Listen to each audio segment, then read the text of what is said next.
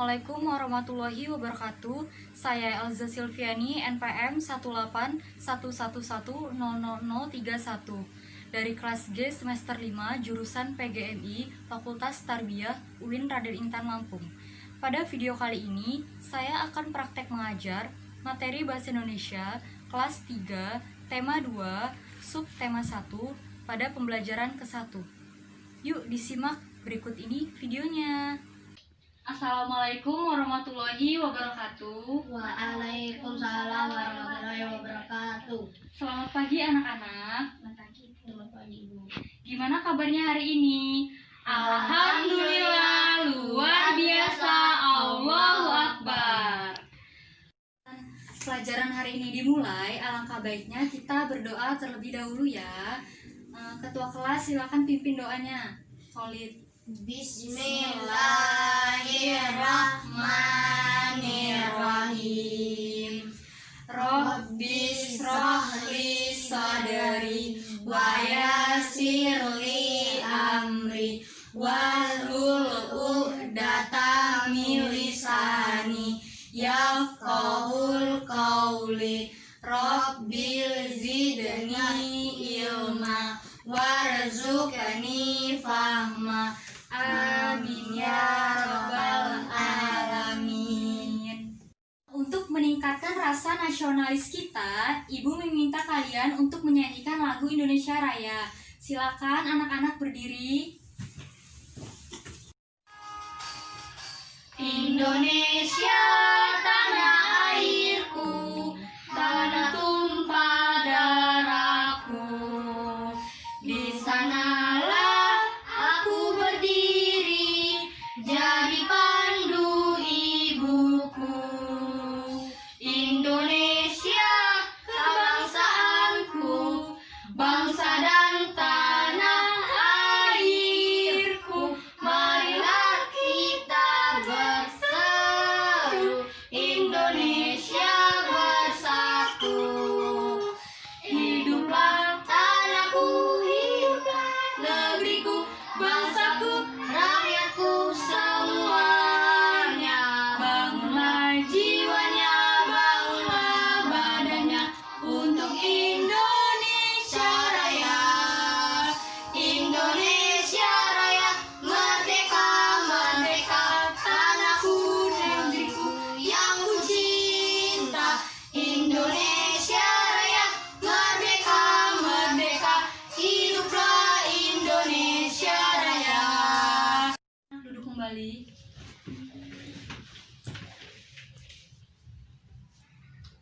Kita akan tepuk semangat ya. Ikutin Ibu ya. Semangat!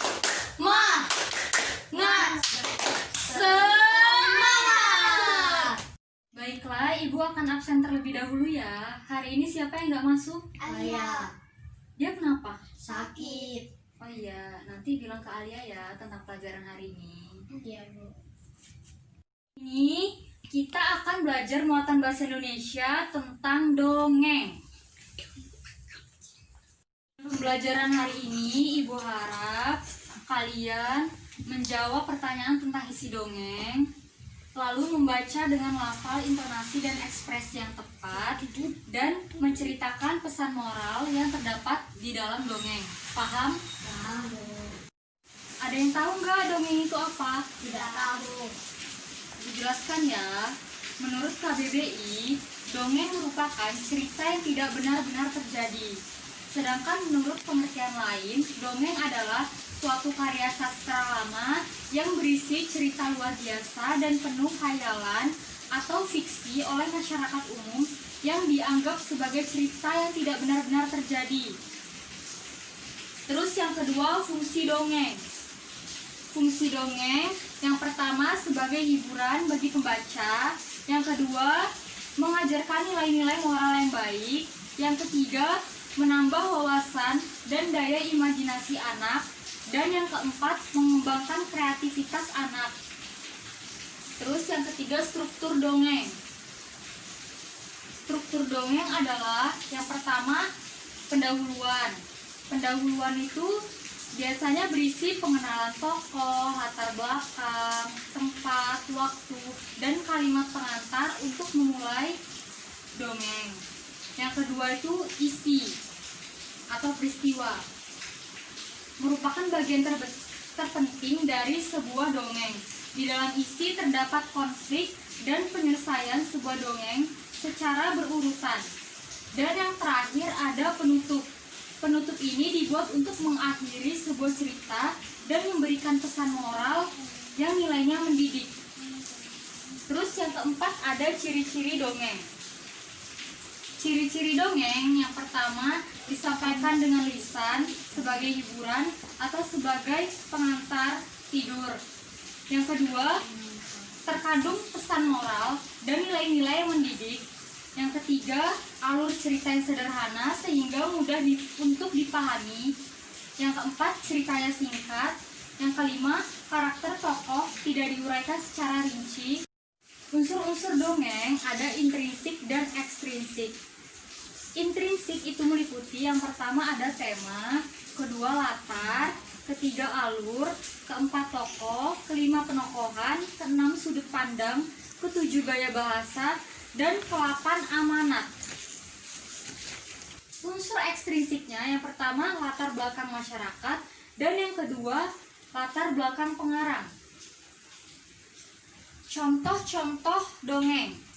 Yang pertama contoh dongeng yang paling populer di Indonesia saja ya yang Ibu sebutkan. Yang pertama ada Malin Kundang, yang kedua Bawang Merah Bawang Putih, yang ketiga Jaka Tarub, yang keempat Batu Menangis, dan yang kelima Si Kancil. Kesimpulan dari materi yang Ibu sampaikan tadi, dongeng merupakan salah satu cerita fiksi atau bersifat khayalan dan tidak benar-benar terjadi. Simak ya, Ibu akan membacakan dongeng. Ibu akan membacakan dongeng yang berjudul Bunga Melati yang Baik Hati. Disimak ya. Di taman bunga kerajaan, tumbuh berbagai jenis bunga yang indah dan harum di sana. Para putri sangat senang menciumi bunga-bunga di sana. Putri sangat suka mencium aroma bunga melati. Tentu saja hal ini membuat iri bunga yang lain, seperti bunga anggrek, bunga sedap malam, dan bunga mawar biru. Bunga melati tidak peduli dengan ucapan bunga-bunga yang lain.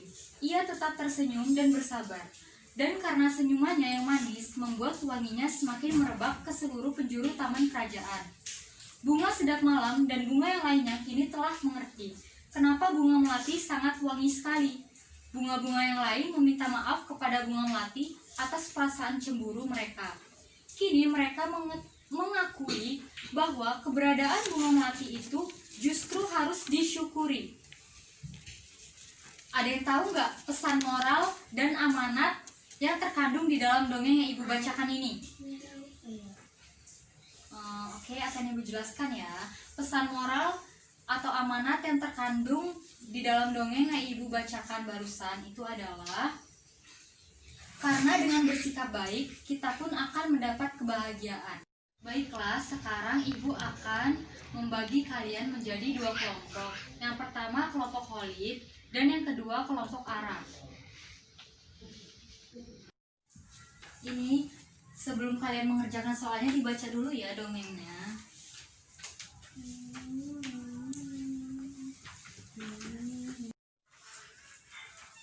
Gimana? Udah pada selesai belum? Udah Bu. Udah Bu. Sekarang Khalid maju ke depan. Khalid bacain isi dongengnya, terus sambil bacain jawabannya, terus ntar Ibu tanya tentang pesan moral di dalam dongeng tersebut ya. Iya Bu. Pohon Silakan. apel yang lulus.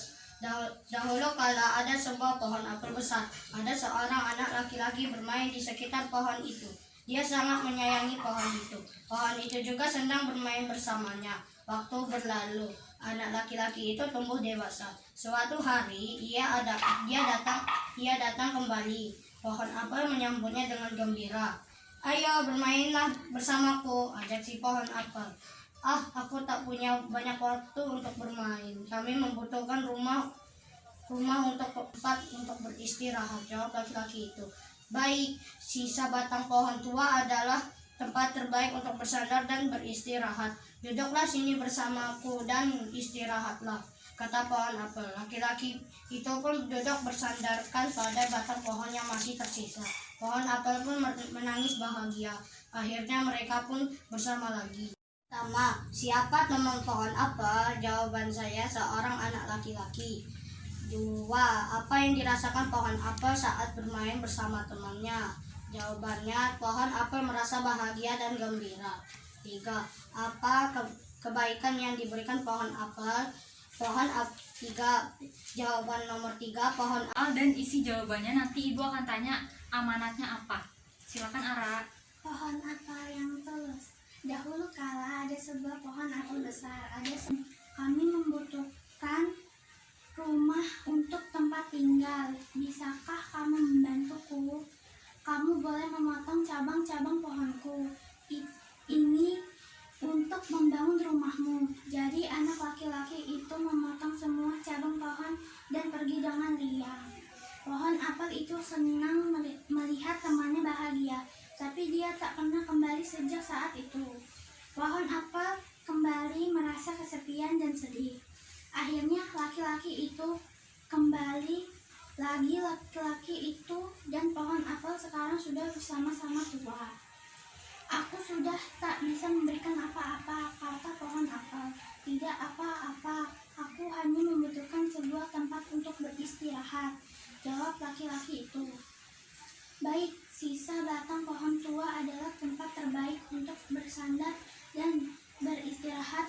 Duduklah sini bersamaku dan istirahatlah, kata pohon apel. Laki-laki itu pun duduk bersandarkan pada batang pohon yang masih tersisa.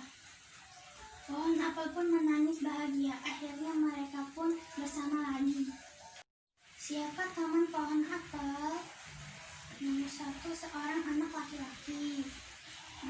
Apa yang dirasakan pohon apel saat bermain bersama temannya? Pohon apel merasa bahagia dan gembira. Apa kebaikan yang diberikan pohon apel? Pohon apel memberikan cabang-cabang pohonnya untuk menjadikan bahan pembuatan rumah. Mengapa pohon apel merasa kesepian dan sedih? Pohon apel merasa kesepian dan sedih tidak bertemu dan bermain bersama temannya. Di akhir cerita, mengapa pohon apel menangis? Pohon apel menangis karena merasa bahagia bisa bersama-sama dengan temannya lagi. Oke Ara, bagus. Sudah membacakan isi dongeng tersebut dan menjawab 5 pertanyaan yang Ibu kasih. Sekarang Ibu mau bertanya, apa sih pesan moral atau amanat di dalam dongeng pohon apel yang tulis itu? Kita harus berbuat baik kepada siapapun, karena suatu saat kita pasti akan membutuhkan pertolongan orang lain. Oke, pinter Ara. Ayo tepuk tangan. Silakan duduk Ara. Yang ditanyakan untuk materi dongeng hari ini? Tidak. Oke, kalau gitu Ibu akan ngasih PR ya. Buka bukunya halaman 15. Itu kerjakan soal yang A 5 soal dan yang B 5 soal, jadi 10 soal ya PR-nya. Iya, Bu. Hari ini sudah selesai. Silakan pimpin doanya Khalid untuk pulang. Doa dimulai. Bismillahirrahmanirrahim. Wal asri innal insana lafil khusr illal ladzina amanu wa amilus sholihati wa tawasau bil haqq wa tawasau bis sabr. Shadaqallahul azim. Demikianlah praktek mengajar yang telah saya lakukan. Apabila ada kekurangan, saya mohon maaf. Semoga videonya bermanfaat. Wassalamualaikum warahmatullahi wabarakatuh.